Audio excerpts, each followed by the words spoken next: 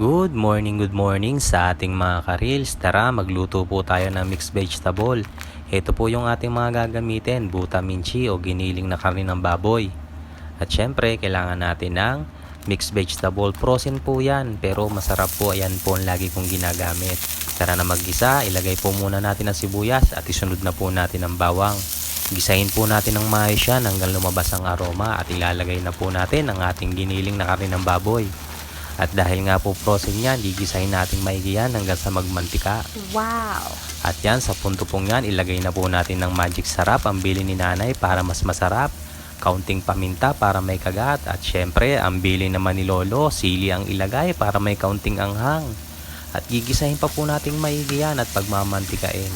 At saka po natin lalagyan ng toyo. Wow!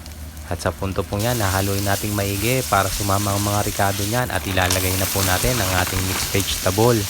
At dahil frozen po yan, lulutuin natin na medyo matagal yan hanggang maghiwa-hiwalay yung ating mixed vegetable. At yan, okay na po yan. Isusunod na po natin ang kahuli-hilihan nating gulay, ang bell pepper o piman dito sa Japan. Hahaluin lang po natin ng mga ilang segundo yan at okay na po yan. Lalagyan din po natin ng konting asukal para medyo manamis-namis. At yan, ano pang gagawin? Rata-rata na, kainan na!